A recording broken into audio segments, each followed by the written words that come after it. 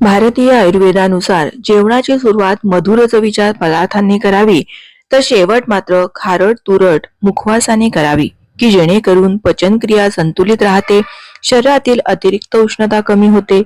यामध्ये आपण असे काही साहित्य मिसळणार आहोत की ज्यामुळे मुखशुद्धी तर होतेच, पण छातीमध्ये साठणारा कफ, ऍसिडिटी, तोंडाला येणारी दुर्गंधी कमी होऊन बरोबरीने पचनक्रिया मात्र सुधारते. अशी ही पारंपरिक पद्धतीने वर्षभर टिकणारी आरोग्यदायी सुगंधित पाचक मुखवासाची रेसिपी पाहणार आहोत. नमस्कार, मी प्रिया. तुमच्या सगळ्यांचं खूप खूप मनापासून स्वागत. सर्वप्रथम एका कढईमध्ये आपण साधारण पाव किलो आणि वाटीने पाहिलं तर बरोबर 2.5 वाट्या इतकी ही मी बडीशेप घेतलेली आहे आणि ही आपल्याला मस्त अशी मंद आचेवर भाजून घ्यायची आहे. बडीशेपच्या नियमित सेवनाने भूक वाढते, आतड्यातील कृमींचा नाश होतो, बरोबरीने अपचन, पित्ताचा त्रास बडीशेपमुळे कमी होतो. तसेच महिलांना मासिक पाळीच्या वेळी होणाऱ्या पोटदुखीचा त्रास सुद्धा ही बडीशेप खाल्ल्याने बराचसा कमी होतो. आपली पचनक्रिया सुधारण्यासाठी बडीशेप ही अत्यावश्यक आहे, त्यामुळे बडीशेप ही जेवणानंतर खाल्लीच पाहिजे. आपण ही बडीशेप मंद आचेवर मस्त अशी हलकासा असा सुगंध येईपर्यंत छान भाजून घेतलेली आहे. फार अशी भाजायची नाही. आता ही एका भांड्यामध्ये काढून ठेवायची. त्यानंतर आता इथे आपण जेवढी बडीशेप घेतली होती त्याच्या निम्मे म्हणजे साधारण 1.5 वाटी इतकी मी ही धण्याची डाळ घेतलेली आहे.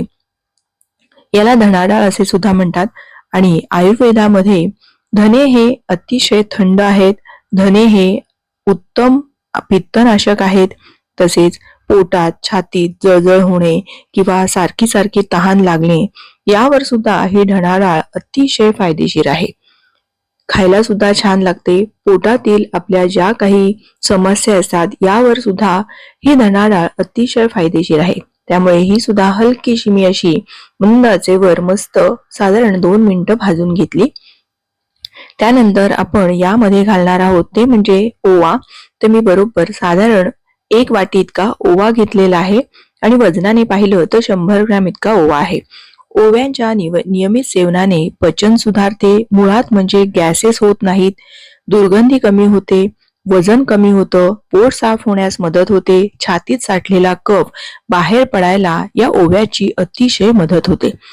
बाळंतिणीला तर हा ओवा दिलाच जातो, कारण यामुळे गर्भाशयात साठलेले जुने रक्त साफ होण्यास अतिशय मदत होते. हा ओवा खाल्ल्याने आपल्याला कधीही कफाचा त्रास अजिबात होत नाही, मुळात म्हणजे गॅसेस होत नाहीत. त्यामुळे हा ओवा हा अत्यावश्यकच आहे. आता ओवा सुद्धा मस्त असा 2 मिनिटं मी भाजून घेतलेला आहे. 2 ते 3 मिनिटं प्रत्येक साहित्य आपण भाजून घेणार आहोत. आता इथे घेतलेलं आहे हे म्हणजे याला कोणी जवस म्हणतं, कोणी आळशी म्हणतात. तर आम्ही याला आळशी म्हणतो. तुम्ही काय म्हणता हे मला कमेंट करून नक्की सांगा. तुम्हाला किराणा सामानाच्या दुकानात ही आळशी मिळेल. आता ही सुद्धा मस्त अशी साधारण तडतड आवाज येईपर्यंत मंद आचेवर भाजून घ्यायचं आहे. ही साधारण 100 ग्रॅम आहे आणि वाटीने पाहिलं तर 1 वाटी आहे. यामध्ये भरपूर फायबर असतं. ज्यांना बद्धकोष्ठीचा त्रास आहे त्यांनी तर ही आळशी आवर्जून खायला हवी. याच्याने पचनक्रिया सुधारते, संधिवातासाठी फायदेशीर आहे. तसेच ज्यांना कफाचा त्रास आहे त्यांच्यासाठी तर खूपच फायदेशीर आहे. या आळशीच्या नियमित सेवनाने कफाचा त्रास अगदीच कमी होतो. आता इथे मी घेतलेले आहेत हे पांढरे तीळ. पांढरे तीळ मी वजनाने बरोबर 100 ग्रॅम घेतलेत आणि वाटीने 1 वाटी घेतलेला आहे. तीळ हे उत्तम ऊर्जेचा स्रोत आहे. याने शरीराला ऊर्जा तर मिळतेच, पण बरोबरीने ताकद सुद्धा मिळते आणि आपली स्किन, केसांचे आरोग्य यामुळे सुधारते.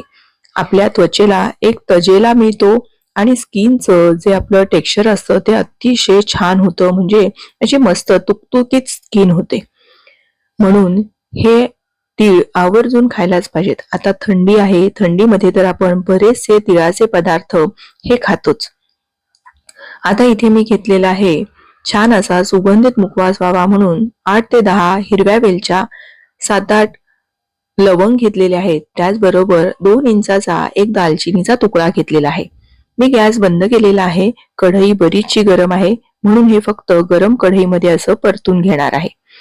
आता आपण हे जे सगळे जिन्नस भाजून घेतलेले आहेत ते असे एकत्रित करून घ्यायचे आहेत. जर तुम्हाला हे नुसतेच असे जरी खायचे असतील ना तरी सुद्धा छान लागतात, पण यामध्ये आपण असे काही जिन्नस मिसळणार आहोत की ज्यामुळे हा मुखवास अतिशय सुगंधित होईल आणि आरोग्याच्या दृष्टीने उत्तम होईल. इथे मी साधारण अर्धी वाटी इतकी ही ज्येष्ठमध पावडर घेतलेली आहे आणि त्याचबरोबर याला आसमान तारा म्हणतात किंवा याला थंडक सुद्धा असं म्हणतात. जसं मेंथॉल असतं की नाही तसं हे थंडक आहे. याच्याने घशाला थंड वाटतं, त्याचबरोबर घसा आपला ताजा तवाना होतो, कफाचा त्रास होत नाही. म्हणून हे ज्येष्ठमध आणि हे थंडक घ्यायचं आहे. त्याचबरोबर काळं मीठ, इथे मी 2 मोठे चमचे खडी साखर घेतलेली आहे आणि आपण लवंग, दालचिनी आणि वेलची घेतली होती. ते सगळे जिन्नस आपल्याला हे आता मिक्सरमध्ये घालायचे आहेत. तुम्ही हे जे थंडक आहे ना हे तुम्हाला पानाच्या दुकानामध्ये कुठेही मिळेल, जिथे पान सुपारी वगैरे जिथे मिळतं ना तिथे मिळतं किंवा किराणा सामानाच्या दुकानात सुद्धा मिळेल. आणि ते मात्र आवर्जून घाला, त्याच्याने कफाचा त्रास अजिबात होत नाही. आता हे जे सगळे जिन्नस मी मिक्सरमध्ये फिरवून घेतले त्यासोबत थोडं थोडं करून आपल्याला हे जे आपण सगळे जिन्नस जे भाजून ठेवलेले आहेत ना, बडीशेप, धना डाळ, जवस, तीळ, हे सगळं थोडं थोडं घालून मिक्सरला थोडंसं उबडधोबड फिरवून घ्यायचं आहे. अगदी बारीक करायचं नाही, नाहीतर ना मग त्याचा ठसका लागतो. आणि हे जे आपण सगळे जे जिन्नस घातलेले आहेत ना त्यामुळे आपल्याला मुखशुद्धी तर होतेच, पण मुळात म्हणजे हे एक नैसर्गिक औषधच आहे. यामुळे गॅसेस होत नाही, मुळात म्हणजे पचन सुधारते, तोंडाची दुर्गंधी कमी होते, वजन कमी होते, पोट साफ होण्यास मदत होते, छातीत साठलेला कफ बाहेर पडतो. त्यामुळे ही मुखशुद्धी प्रत्येकाने अर्धा चमचा जेवणानंतर तर आवर्जून खायलाच हवी. अगदी लहान बाळं असो किंवा वयोवृद्ध असो, सगळ्यांनी ही अर्धा चमचा मुखशुद्धी खाण्याची सवय ही ठेवायलाच हवी. तुम्हाला ही मी तयार केलेली मुखशुद्धी कशी वाटली, मी सांगितलेल्या टिप्स कशा वाटल्या हे मला कमेंट करून नक्की कळवा. प्रत्येक साहित्य आपण व्यवस्थित मस्त असं भाजून घेतलं असल्यामुळे ही मुखशुद्धी जर हवाबंद डब्यामध्ये भरून ठेवली तर वर्षभर सुद्धा अशीच राहते. तुम्हाला ही आजची रेसिपी थोडी तरी आवडली असेल तर प्लीज कमेंट करून नक्की सांगा आणि व्हिडिओला एक लाईक करा. तुमच्या मैत्रिणींना, नातेवाईकांना जास्तीत जास्त शेअर करा. पुन्हा लवकरच भेटूया छानशा रेसिपीसह. धन्यवाद.